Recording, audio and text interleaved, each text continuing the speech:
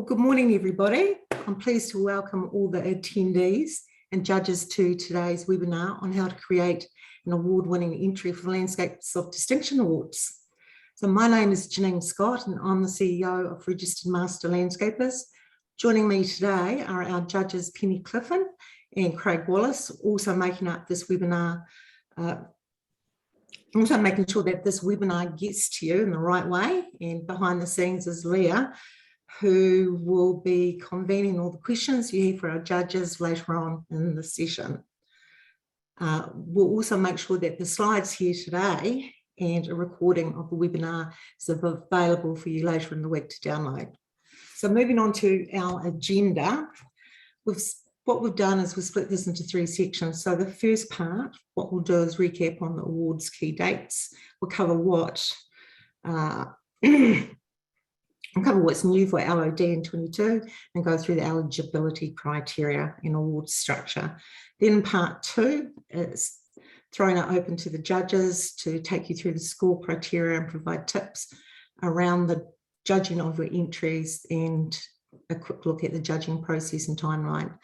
The last part today, what we'll do is open it up to a Q&A, and then what we'll do is have a look at the online setup on Awards Force with a few tips there to keep going. So that's it. So let's move into part one. Look at some of the key dates.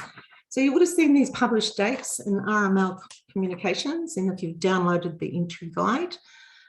So what we'll do as you register as entrants is just keep you informed of our key dates around the entries. The ones to look at today and to keep in mind and to put into your calendar is the early bird close-off date for the 23rd of March. So that's 2 weeks from now. So the aim is that you can go away from the webinar today, take some of the learnings and apply that to the work that you prepare online. The reason I say to work to the early bird entries, if you can, is particularly if you're looking to enter multiple categories, the 10% savings sooner adds up, and it's good to go for that discount if you can. The final part of that, and new today to everybody in the webinar, is the announcement of our venue and the date for our gala dinner, which will be held in Auckland on the 27th of August at the Hilton Hotel. So it's a fabulous venue. Book this into your calendar. If you're entering the awards, you certainly want to see all entrants at that gala dinner on the night. I look forward to seeing you there. So our next slide. So what we'll do now is just have a short recap of what our new categories are for this year. So what's new? So the new category that we've introduced is environmental projects. Really what this is just a broadening of previous categories for revegetation that we've had over the last 2 years. What we're trying to do here is enable more entries across a broader range, which demonstrate the enhancement of sustainable natural landscapes. So if you have projects that maybe involve a playground or public parks that didn't qualify in previous years for revegetation, this will now enable you to go forward. So the next slide is we look at student design projects. So again, this is similar to the changes to environmental projects. This is not so much a new category, but a broadening of the scope for student design projects, and it reflects the focus by our association to support our young professionals coming through. Penny will talk more about student design project scope and also tips on entering later on in the webinar today. So our next slide.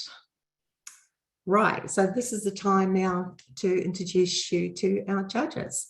So Penny Cliffin is our head judge, and we have Craig Wallace and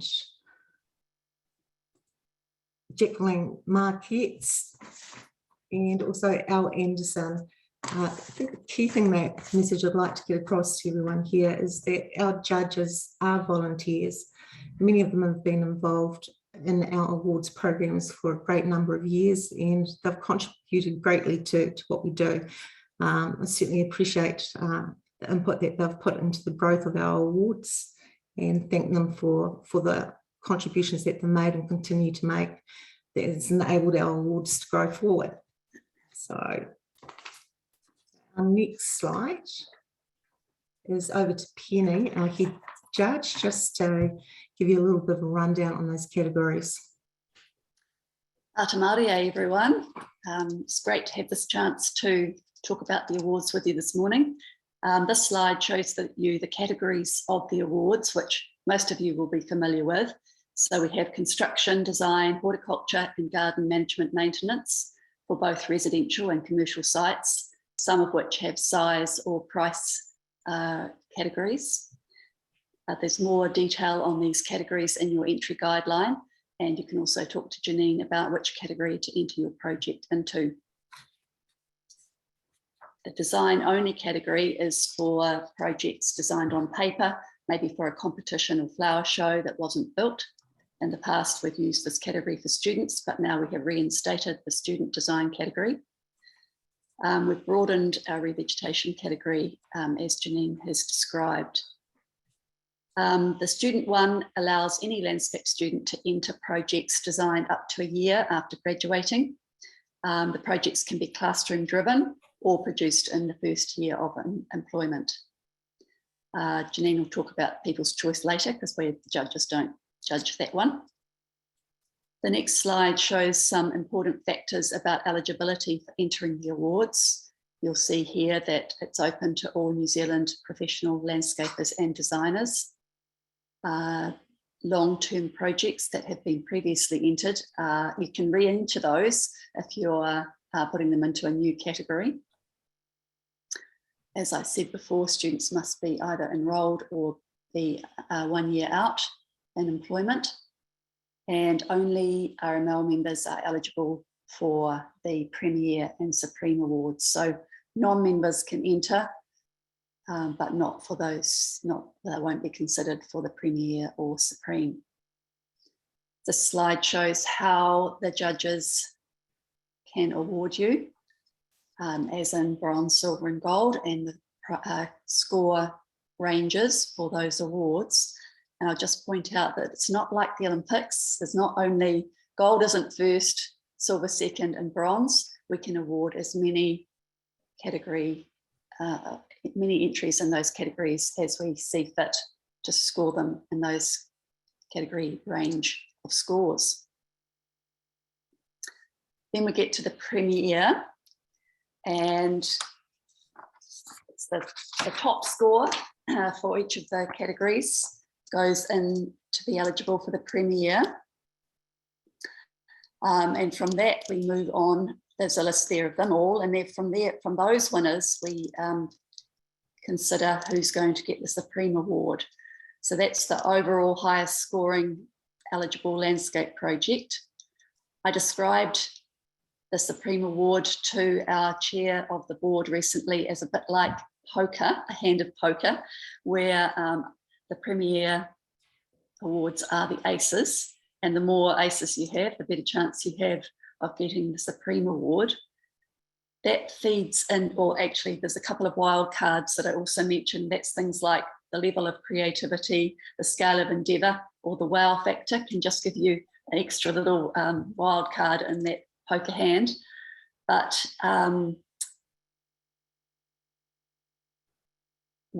the next slide gives you some tips about getting the best out of your eligibility for that Supreme Award. So this explains that it pays to have your project entered for as many categories as possible. And we're encouraging you to include other practitioners who may not be employed by you to make their own joint entry with you, so that you have the best chance of being eligible for the Supreme and Supreme Award. So the last point says if a non-member is involved, they will be acknowledged, but the Supreme Award will be presented to the RML member. So we hope that just makes that a little bit more transparent for you to understand how the awards work. Here are two examples. If you employ a designer to design the project for you and you pay the designer directly, then you can submit the entry under your business name. But if the designer is contracted directly to the client and they pay the designer, then you can't enter under the design category, but you can assist the designer to prepare an entry in the design category submitted under their name. So we hope that clarifies for you.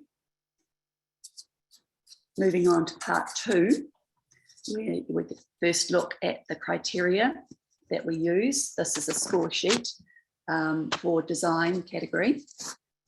All the categories have quite similar criteria, but different weightings in their scores.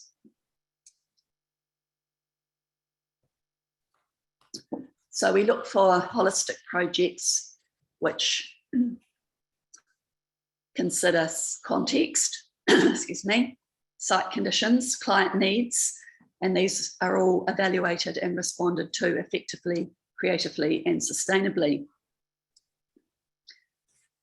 So you can see there that client brief, site analysis, material selection, design, context, drawings, sustainable practice strategies, plant selection, and then I think it goes on to a couple more things of design and wow factor over the page that doesn't show.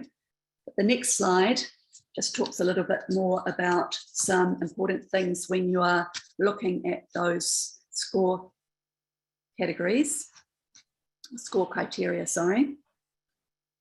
I covered the first one about appropriate project selection that must suit the site, client, and be well established and sustainable.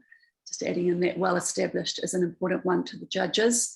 If your plants have just been put in the ground and still got their labels on, we won't get full appreciation of how that design is going to finish up. So we encourage you to think about how well established the project is, maybe wait off a year if it's still very fresh. We encourage you to think about planning your entry, and I wrote a couple of notes about this.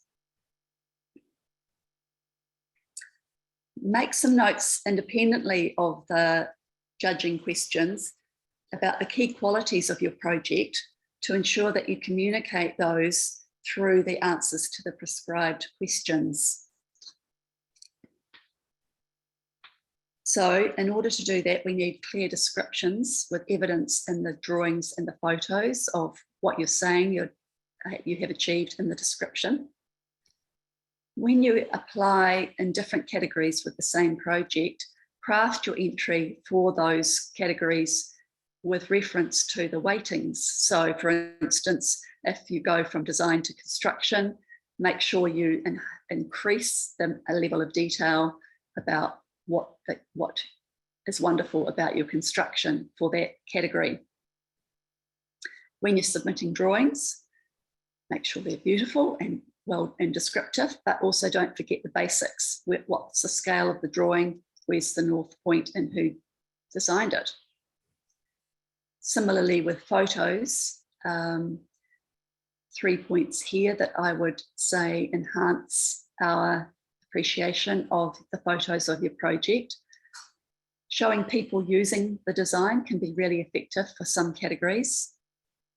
Showing photos which talk to us, show us how you experience the garden can be really effective. And photos that show the wider context also help us appreciate the project fully. The next point of presenting work honestly, we are wanting to encourage transparency about this. So don't be shy about who's collaborated with you to get this wonderful project looking how it does. Tell us who they are and what they've done, but describe that sort of scope of your collaborators clearly. And the last one is don't leave any blanks, answer all the questions. We we'll be giving feedback in the form of the scores that you've achieved for the different criteria, and there's nothing worse than getting a 0 in a score criteria, because that will obviously drop your overall score. These next slides just demonstrate a few salient points. The left example was a very well described construction entry, and this view down from higher up showed us very clearly some of the elements in combination. The one on the right showed clearly the context of the design with the lovely Akaroa Harbour in the background. Here's an example of a design project from a few years back that shows somebody using the design. Often just gives you another sense of how the design is formulated and put together. And the one on the right shows a lovely plan from a student project. So yeah, make sure the plans demonstrate the project well. Here are two about planting. Firstly, showing the plants in prime condition and their seasonal interest with the flowering jacaranda. And the one on the right showing a broad contextual scheme with, again, context of the design showing well in the background.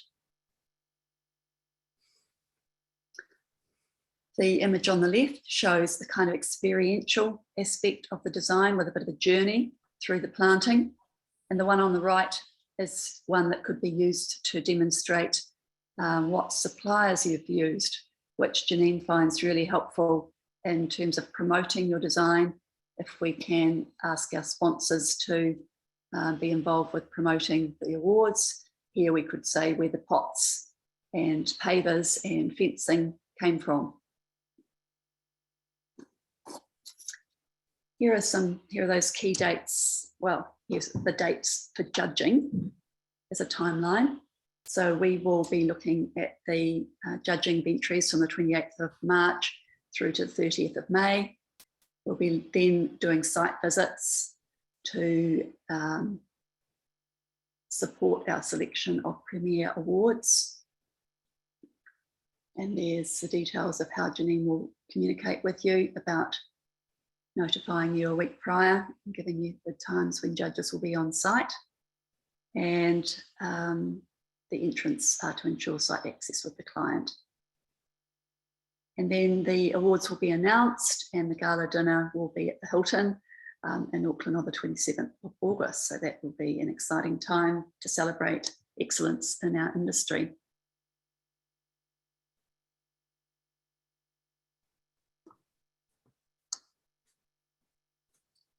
Okay, now our Q&A part. I'm going to ask Leah to read out the questions that she has received ahead of time, and then we'll move into you being able to take the floor with other questions. And the way that you can do that is to use the raise hand function down on the menu to type in any extra questions you'd like to ask.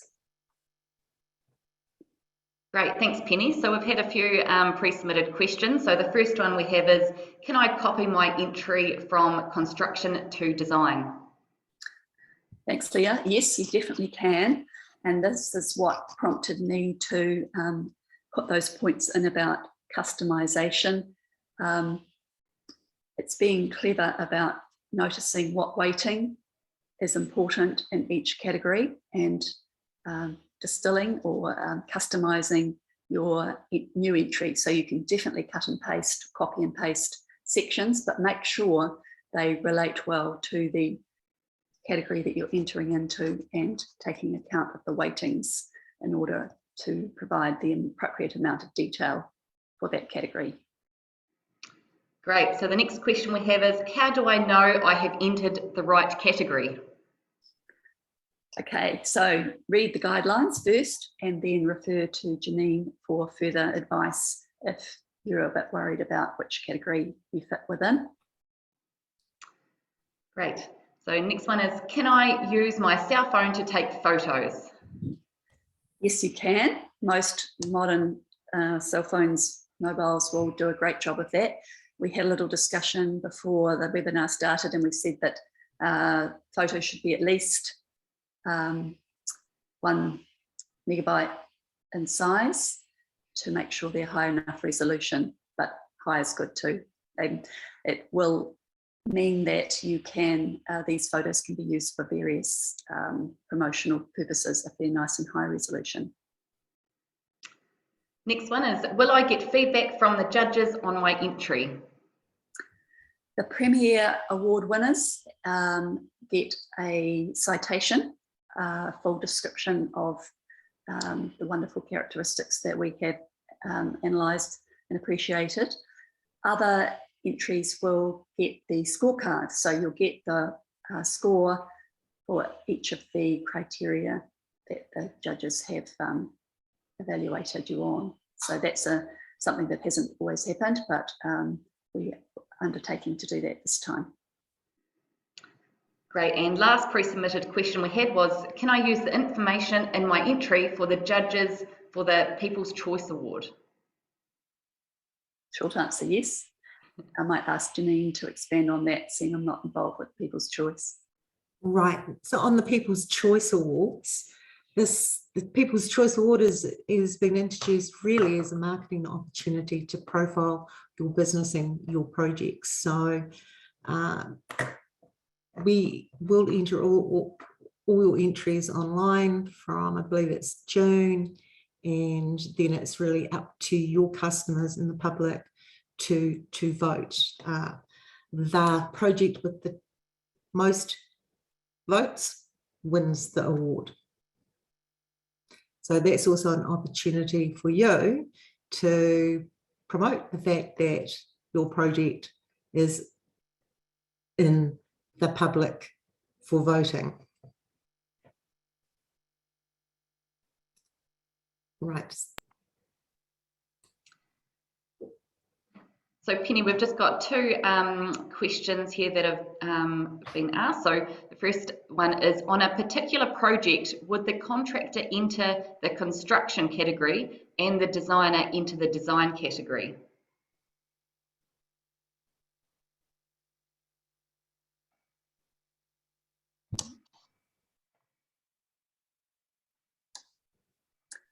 Perhaps we could go back to that, that slide earlier, Leah, to interrogate that query.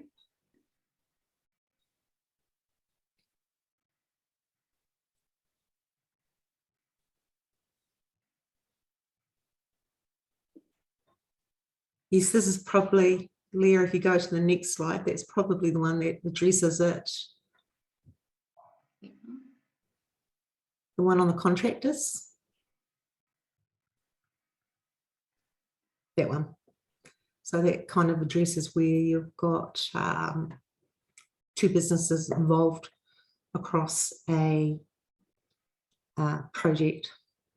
So simply put,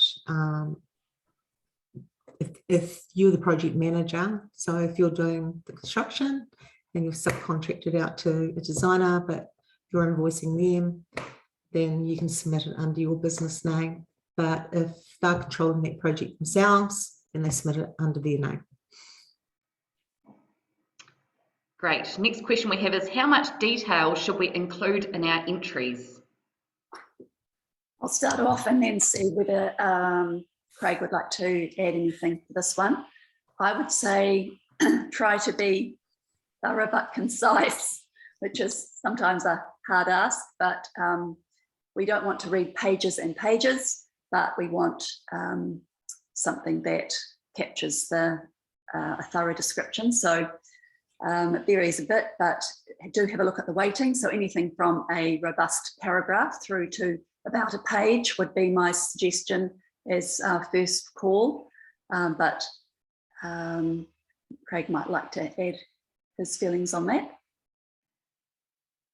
Yeah, so what I'm looking for is detailed drawings, if you have them with your entry, lots of photographs of the actual construction.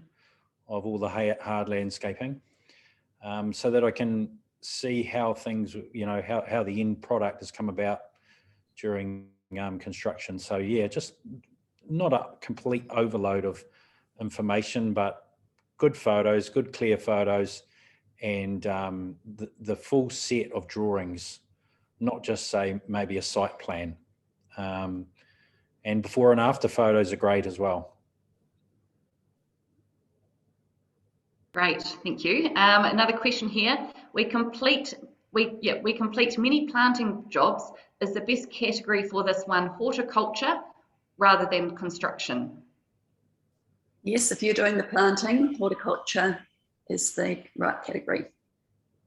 And if you maintain them, then you can enter that in the maintenance management category.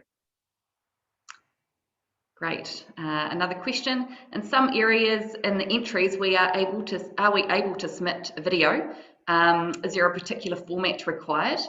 And will videos be used for marketing or purely just for judging? I'll get Janine to answer that one. Look, my answer is if you've got videos, absolutely submit them. They can go under the attachments tab in the online entry process, which we'll look at a little bit more after this Q&A. But basically, when it comes to videos, they really are, they can do two things. They can provide a journey for our judges to show them perhaps you walking through the garden so they can get a look at the overall project. Secondly, they can enable you to sort of zoom in on detail, which I know Craig would like on the construction side.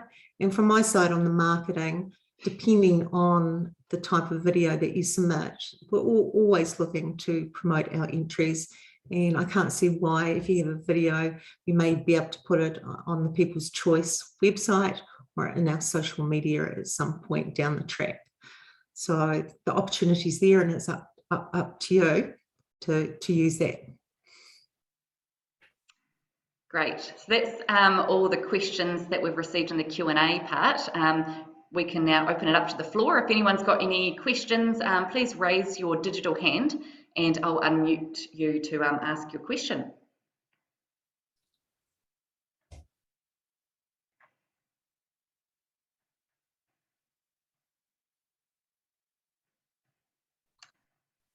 So it doesn't look like we've got any further questions for today. So Janine, are you happy to move on to the next section? Absolutely.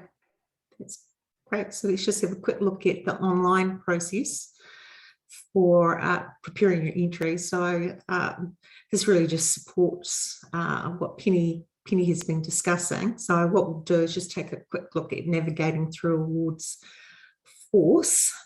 Those are the things that we'll look at. So for those that are returning, it's a nice, easy process. If you haven't done so already, it remembers your registration log on from last year. So you can just rock on in and it will give you the option to resend you your password if you've forgotten.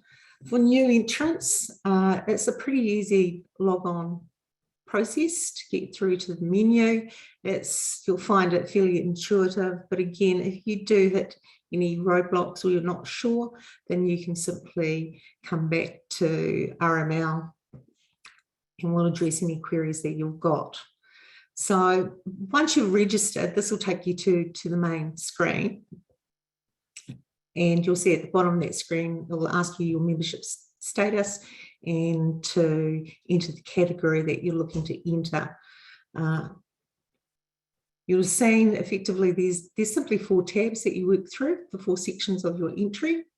So you select your category and then you go into the client details and you put in your client details. Then you save and then you go on to the next tab, which is the criteria. And this is where you complete your details requested by the judges.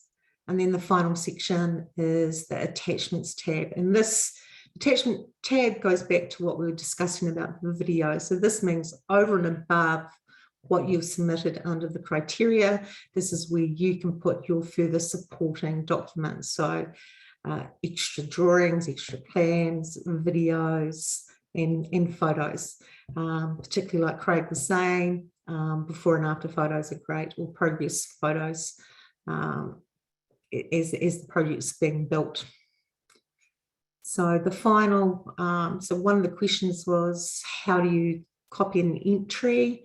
So from that main menu bar, up the top, where it's got start entries, below that is a menu option. You simply tick the project that you have started on and press enter, and it will copy your entry. And then it goes back to what Penny was discussing earlier is, yes, you can copy your construction entry to design, but you really then need to go in and ensure that you are adjusting the response to reflect the questions asked by the judges and the scoring criteria.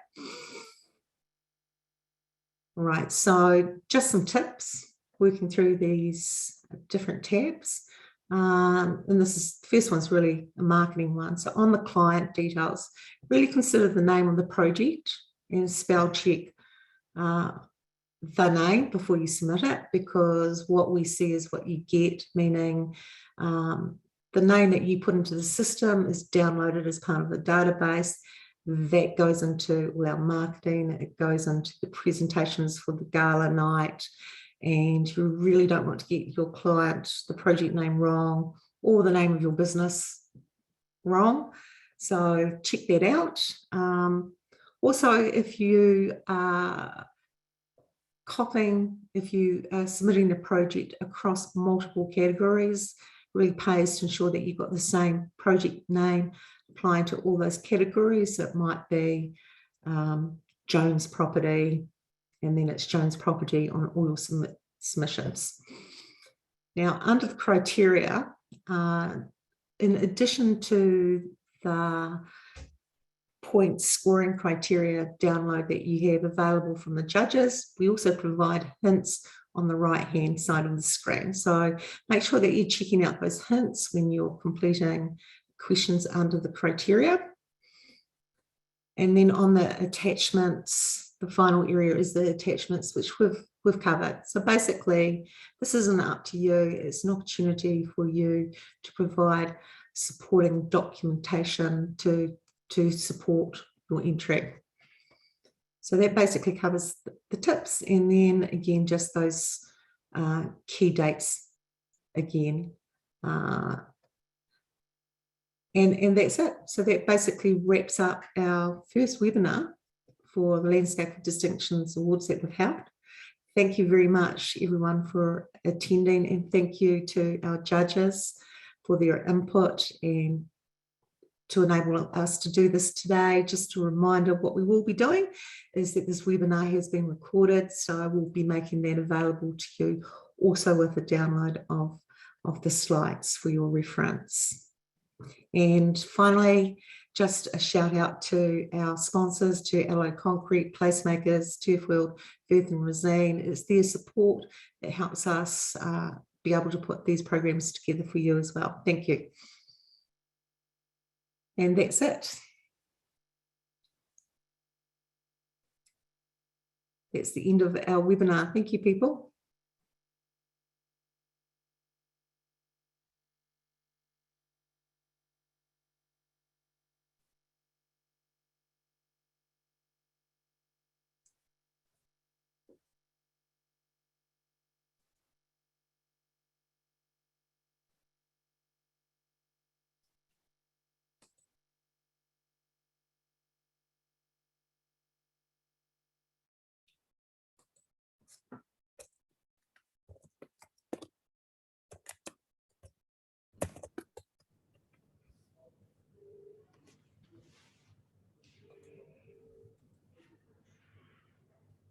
Right, is that it, Leah?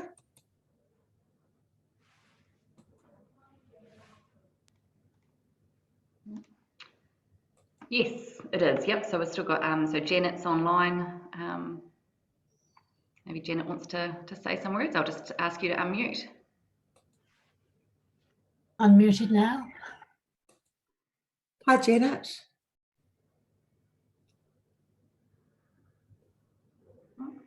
Oh, can you hear me now? Well, Yes. thank you Yes. very much indeed. I think that was fantastic.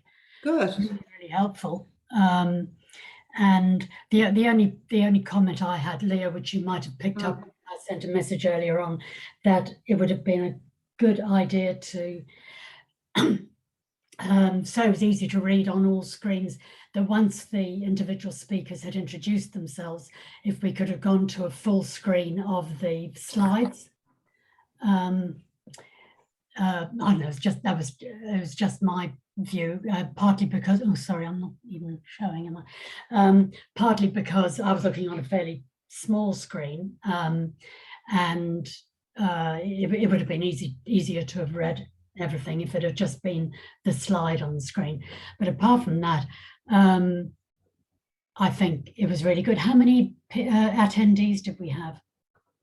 So I think we had 28 throughout the whole webinar, which was really good. So we had about 30 register. So that was, usually we don't have that many, you know, they drop off. So, and they stayed throughout the whole webinar, and we were aiming for 30 to 40 minutes. And so, yeah, nailed that one.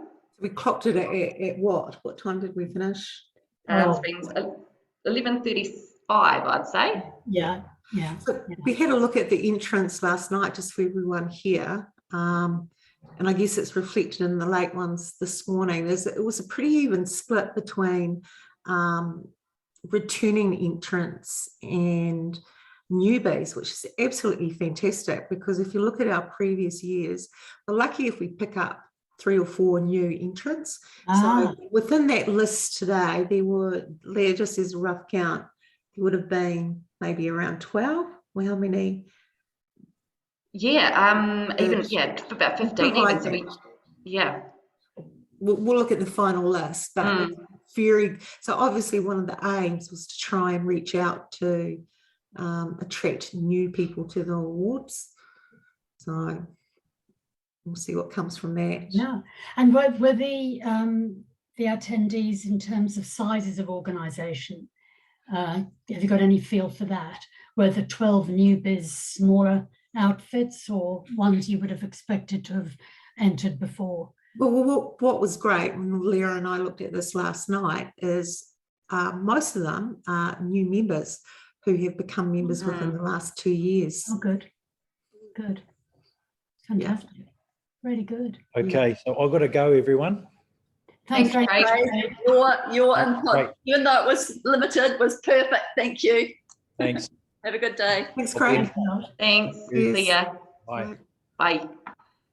Yeah, I think, I mean, I just thought it was really clear. I think you managed to get through all those points that we've been discussing very clearly. It didn't start that way. Really? Well, I think you've done very well. You pull it in. Yeah. Very clear. Very clear. Practice session on Monday was really valuable, wasn't it? Well, you did that well, Leah. Thanks. Well, that was good. I think it's just, yeah, just that first webinar and just getting the hang of, you know, just doing the slides and when people need to speak. So I think went pretty streamlined. Yeah. Okay, so do you think we should, I'm thinking, can we think of anything we haven't covered that we need to do a second one at this stage? Actually, the only question I think that there was that question about horticulture and the maintenance side, because it's quite interesting, because horticulture very often it sort of falls somewhere between the responsibility for the design of the planting and the health of the plants and everything.